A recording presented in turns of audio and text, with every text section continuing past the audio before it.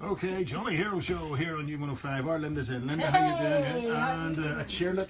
There you go, that's enough. Right. It had to be said before we started that people are getting me at an awful bad angle here. I don't like it.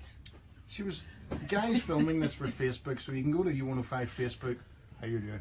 And she's going on about, don't film me from over there. I don't look my best from over there. It was like, I can't hide. No, but I can't hide bits and pieces. It was like Olivia de Havilland shouting to Cecil B. DeMille, Cecil, the lighting in here is not optimum. Please change it. So I have a box here and I feel much better. Right, you've a box to lean on. Yes. Right, okay, that's good. Now, what film did you want? But I did try and come around and sit round there because you said that was the best way and you told me to clear off. I was lying. You don't listen to anything I say. You told me to clear off. I'm in the good looking seat. Hey.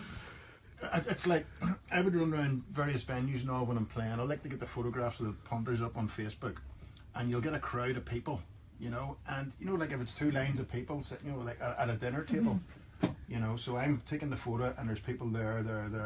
Do not be the people here. No. They're the fat seats. Are they? Oh, aye, nearest the camera, do not be. Do not. And move over. And generally you're lying like that, you know, trying to get into the photo, and your chins are up around your ears and all that. So don't ever be at the front in those mass group photographs that are, you know, like two lines of people. It's the fat seats. Because sometimes you go, oh, girl doesn't look well, so I don't want to put pictures up on Facebook and people aren't looking well, you know, so you can cut them out of it. You cut me out of that photograph, and I hadn't the heart to say, well, you know. See your eyes with your chins up. I think the fellas at the front seats. Yes, fat seats. They don't care. No, fellas don't care. Men will look at a photograph and they kind of one eye open and their mouth hanging open and belly hanging out. You know, their bum showing out of their jeans, and they'll go, "I take a good photograph." Whereas a woman can look like a supermodel and still go, "Look, that eyelash is out of place. See the third one along there. It's, delete that photo. Delete all the photos. You know, they'll run out. Delete. You better delete that photo. You know, that's to do. You know. But you know, it's even worse when a girl knows the photograph's bad and someone goes, "Oh, you look lovely in that," and you go, "That is the worst photo," and that's the best you say. Girls say that. You know, girls will say, "I look desperate," not thinking, "I look class." No, they don't. And then her mate will go, "She looks brutal. I'm going to tell her she looks great." So she goes out like that again. She goes out like, you know, something out of the monster's ball. No, they the don't. ugly bug ball. You look great. You go out there because there's no competition then. Would you ever tell a fella he looked awful if you turned up for a night out with a girl? Would you tell a just guy? Say, you're not getting washed. You're not getting ready. Girls wouldn't do that. No. Girls will talk to another girl. You see a state of her. No, they don't. How you doing, Aggie? You're looking smashing tonight. Where did you get that frock? She was wearing that frock last year. The state of it. Is there no iron in her house? Smell her too. girls are witches like that, you know. Whereas fellas will say it to your face. Look at the hack of you. You know, what do you do with your hair? Just swallow your hand grenade, all that kind of stuff, you know. But women are like, "I will love what you've done. You know, love what you've done." Fell down the stairs. You know. You have a terrible bad opinion. You have a terrible bad opinion. Women are desperate, you know.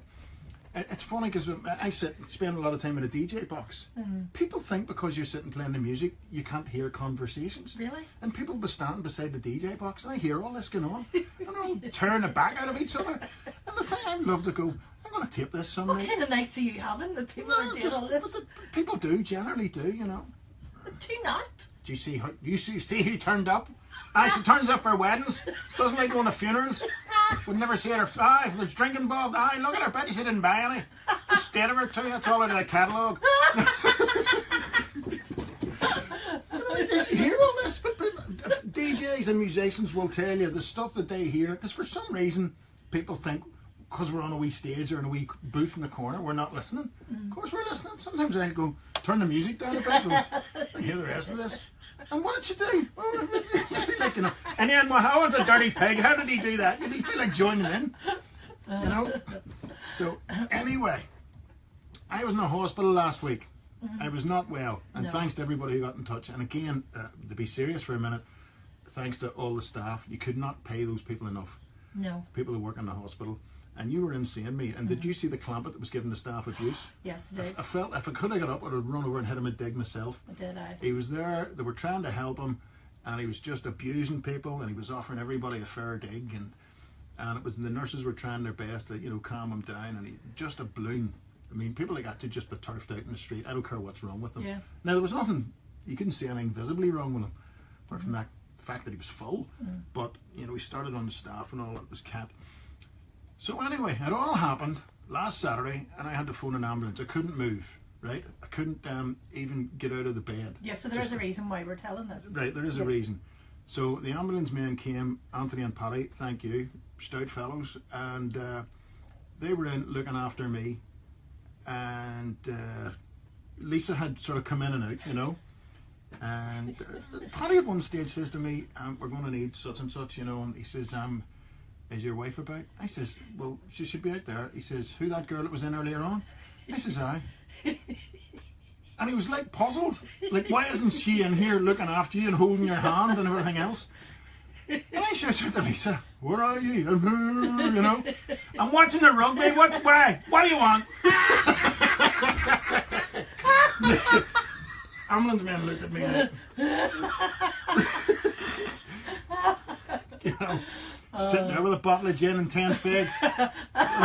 Only joking. She's going to get you. She's going to come. Hey, come on, Aaron. Look, Aaron scored and you were talking to me and I missed it.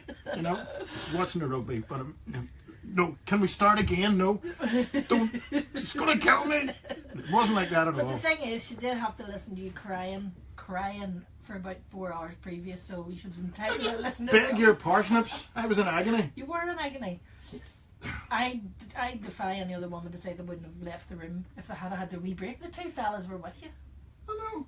But they were kind of thinking, you know, the better half would have sat mopping my brow and forcing brandy down my throat, you know, that kind of thing. Where's your wife? I'm sitting watching the rugby. And then every now and again it'll be, it's 9-6. There's another try. Jackson scored. Well, just getting shouted in. And I'm in the bed going,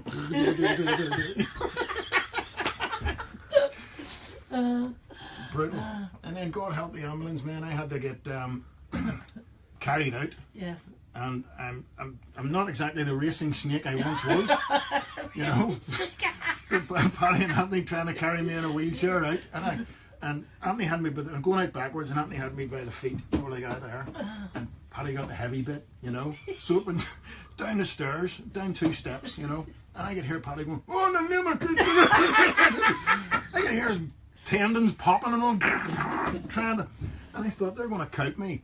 But having said that, I was on the gas and air at the time. Yeah. I could have cut my head off, I wouldn't have cared, you know. But yeah, then getting into the hospital, I've told you this before, so in the hospital, so I'm in there, and all the wee stickers are on me for the heart thing, the ECG, and I've got a tube in there, and a tube in there, and, you know, painkillers and everything else, and I'm lying there, like, just, I felt better, let's say. So you and Lisa came in, and you came in, Lisa had been standing there going, you know, usual. And then you came in and went, oh, how you doing, bro? You alright? You alright? And so I could feel this initial surge of sympathy, right? And then you went, you alright? And then all I hear was Lisa saying, did you get your hair cut? And I'm going, you know, like, so did you get your hair cut? And you went into this. Did you notice it? Look, and I done that bit myself, and I got them wee scissors and I did that there, and it just got a wee feathery bit, and that's wee spiky bit, and then I put that colour in it, and I'm lying there going, this has turned into her review of her hair, and I'm lying here, death's door. You did, you actually shouted at me and said, I told you women talk like that. It's all, you know, I'm lying in bed, emergency in the hospital. Doctors and nurses running around. I think at one point doing tests and everything else. You're standing talking about your haircut. I think at one point when you said something, Lisa actually hit you a slap on the shoulder. It did. This man's very delicate, leave him alone, and there's only one person allowed in at the time. So you sneak 2 people in and you stand and talk about your hair. Not about saying we can get you, love. Are you getting enough painkillers? Are they looking after you? Is the top doctor on this? I'm going to find out about it. No. What did you use to colour your hair? What did you cut it with? I'm sitting going, here's me, wow. You know? So anyway, thank you for the sympathy. Yeah. And that, right, so you're not coming to see me again? No. No, you're not allowed. No. Them ambulance men, I'm going to book them as hospital visitors. They were nice. I'm just going to book them and I'm going to ring them and say, Lads, I'm on my way down. If you aren't working tonight, can you come and see me? Because Lisa will be watching Whatever. darts, synchronised swimming, Bowls. cricket. God forbid. Now, if somebody's sitting watching cricket and you're sick, you know they hate your guts. You can't say that. People love cricket. Aye, but there's something wrong with it. Anyway, listen. This film, we call it Patriots Day. Yes. It's about the bombing at the Boston Marathon a couple of years ago. Yeah. So, who's in it? Anybody? All right. So Mark Wahlberg's in it. He's the only one I can remember. But you know, Your man that looks half made. What do you call him? Kevin Bacon. He's in it. He's not in it. He is in it. He's He's a a top cop in it. He's an FBI agent in it. And there's another guy. John Goodman's in it. So for there being nobody in it, there's 3 superstars. You're right. So the story is about the Boston. Sang Bae Kim's in it. So there. I don't know him. No. No. Don't know if it's him or her, the professor. So it's real life events. Yes, it's basically a reenactment of what happened at the Boston Marathon, and it's how the police dealt with it. But it's really, really good. It's very clever of the things that they actually did. You see the behind the scenes thing that they did. Only it's a film, it's not a documentary. So I was wondering if it would be interesting because you know the story. Is there still enough to hold your interest? Yes, it's brilliant. It's a brilliant film. Good film to watch. Right. I can't tell you anything because in case you forgot what happened at the time. I think everybody knows what happened. I know, but yeah, I suppose the chase afterwards and everything else. And it's not just the chase; it's the whole procedure that they go through, to get the evidence or to find the 2 killers. Yeah, It is brilliant the way they did. Would you recommend it? Yes, definitely. Give it a 9. Whoa. Okay, gotta say hello to Catherine, who's been in touch on BakeBook. Say hello to my daddy Sean, and hope he gets well soon. No problem. Kathy, tell him we were asking about him. And there's a few people in touch on Facebook there, sending in abuse as usual. Keep it coming. We can handle it. No, you Listen, can't handle after it. the weekend I had, I can handle anything now. You can't handle it. You That's expect the your thing. loved ones around your bedside in your hour of need, and it's all, look at the way it cascades over my ears and down over my collar, and I can't got that cut. Look and see. Is there a light? Give us that light off you. Look at the way it shines there. Oh, look at the little clips of the light and all. It's lovely photographs. Look at it. Sorry, what are you doing? Shut up! There's nobody talking to you. She did hit me at one stage. She nearly knocked one of the tubes out of my arm. You know? Nurse, please save me from my family. Throw them all out. Okay, is that it? Yeah. When you're on the Heed the Ball Club. Saturday from 10 o'clock until 2. Right. Oh, somebody says, fair play to your wife, the rugby match was gripping. I screamed my head off. I loved your story, but it sounds like there's nothing wrong with you. I think that's Lisa's phone number. Dear me. Anyway, bye-bye. See you later. Okay, bye-bye.